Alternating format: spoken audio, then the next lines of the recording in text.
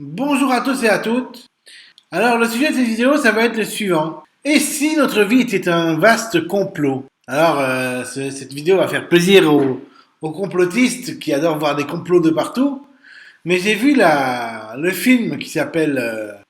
comment il s'appelle déjà? The Truman Show avec Jim Carrey. Et on voit à quel point le contrôle peut agir sur une personnalité, un contrôle bienveillant de la part d'un soi-disant Dieu qui en fait est un personnage réel qui a le contrôle sur Bruce. Je sais plus s'il s'appelle Bruce d'ailleurs, je me rappelle même plus. Je crois que Bruce c'est encore autre chose.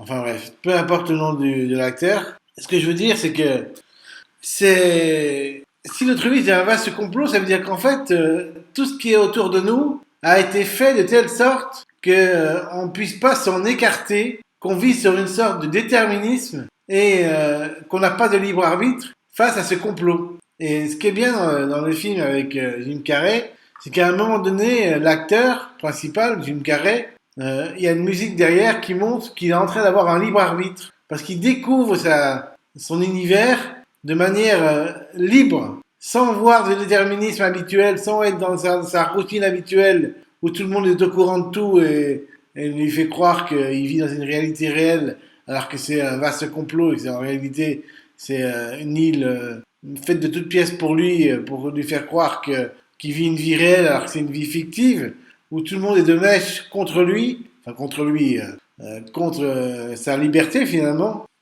en lui faisant croire que son père est mort alors qu'il n'est pas mort, alors que c'est même pas son père, c'est même pas son père adoptif. En réalité, c'est un père de substitution. Enfin bref, il découvre qu'en réalité, c'est un enfant qui est né sans parents, sans une grossesse non voulue, et que la société de production l'a acheté en tant que bébé pour ensuite en faire un objet de production et dont tout le monde rigole, enfin rigole non, tout le monde a envie de savoir s'il va réussir à s'en sortir, à trouver le poteau rose et à se libérer de sa prison dorée où tout le monde agit en sa faveur pour lui faire croire qu'il n'est pas libre et qu'il est enfermé dans un cocon doré où serait bien heureux tout le temps, où il pourrait jamais s'en échapper. À un moment, on le voit parler à une vitre, on lui dit, il dit mangez-moi. Enfin, il parle à la vitre. On voit qu'il a envie de parler à son public et son public le regarde d'ailleurs, c'est ça qui est marrant, parce il regarde la vitre en voulant croire qu'il y a un public. Il sait pas qu'il y a un public qui le regarde, mais en réalité, il y a un vrai public qui le regarde avec une caméra derrière à la place de la vitre. Et il y a 5000 caméras sur l'île où il est situé. C'est vraiment un film à regarder si vous voulez voir à quel point la réalité pourrait être un complot où en réalité on n'est pas libre, on est dans un déterminisme, dans une routine habituelle et où on n'a pas envie de sortir de sa zone de confort pour voir d'autres pays par exemple, pour sortir de chez soi, pour envisager le meilleur comme le pire. Et c'est vrai que quand on n'a pas de libre arbitre et qu'on est dans un déterminisme de routine, on pourrait croire qu'il y a un complot qui se mêle à notre existence, un complot qui est généré de toutes pièces pour nous faire croire que notre vie est sans intérêt et qu'on ne peut pas faire mieux que cette vie. Et l'acteur dans le film, Jim Carrey, à un moment, il se dit, il faut que j'aille au Fidji, il faut que j'aille retrouver ma vraie femme. Parce qu'en fait, il avait une femme dont il était tombé amoureux, et il se trouve que une femme fictive, une actrice, c'est tous des acteurs dans le film. Hein. Tous ceux qui jouent avec lui, c'est tous des acteurs dans le film, à l'intérieur des films. C'est ça que je veux dire, c'est qu'à l'intérieur des films, c'est des acteurs qui jouent. Et il n'y a que Jim Carrey qui n'est pas un acteur dans le film, à l'intérieur du film, je veux dire. Hein. Je parle pas du film, évidemment, c'est un acteur. Mais à l'intérieur du film, le seul qui n'est pas un acteur, c'est Jim Carrey. Alors que tout le monde autour de lui, c'est tous des acteurs. Même son meilleur ami, c'est un acteur, quoi. Qui ne fait qu'obéir au réalisateur du film, qui en fait peut faire agir la météo sur l'acteur. À un moment donné, Jim Carrey veut se barrer en bateau pour fuir tout le monde et voir ce qu'il y a au-delà, ce qui est.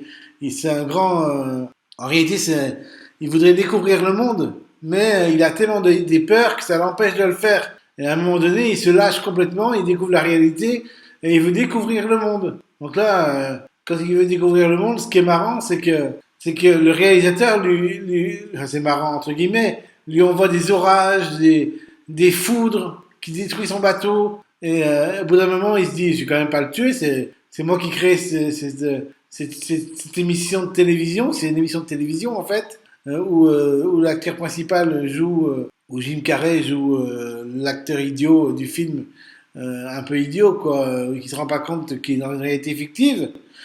Mais voyant qu'il se rebiffe, qu'il regagne son bateau malgré tous les efforts qui sont contre lui pour le faire chavirer en mer, enfin dans l'océan, et il voit qu'il y arrive, du coup il se dit bon je vais le laisser libre, et à la fin il se rend compte que son bateau heurte un mur, et ce mur c'est même pas un mur réel, c'est un mur fictif où il y a du ciel dessus. C'est-à-dire qu'en fait on pourrait croire que l'acteur pourrait croire qu'il y avait une suite à ça, mais il se rend compte qu'en fait, il est arrivé au bout de sa réalité fictive, qui en fait est la preuve, la démonstration parfaite qu'il est dans une réalité fictive, qu'il n'est pas dans la réalité réelle. Et là, au moment de sortir de sa porte, Dieu lui parle, entre guillemets. Dieu, c'est le réalisateur du film. Et il lui dit, ouais, si tu veux sortir, t'as peut-être tort, parce que dans la réalité, il y a autant de mensonges que dans ta réalité à toi. Enfin, il lui fait un baratin pour pas qu'il puisse sortir. Et après, après l'acteur, il dit un truc, une réplique marrante qui consiste à dire que si on ne le revoit pas, passer une excellente journée, voilà, puis après il se barre et puis sa femme le rejoint, sa vraie femme le rejoint entre guillemets, toute heureuse de voir qu'il a réussi à s'échapper de sa prison dorée.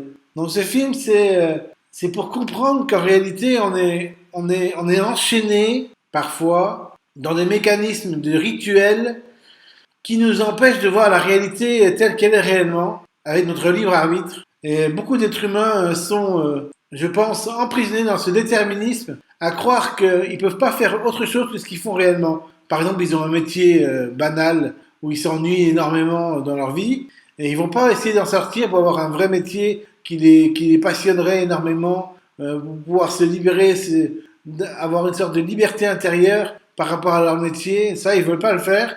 Ils préfèrent rester dans leur routine et faire des métiers horribles où il faut faire le métro boulot dodo, etc., etc.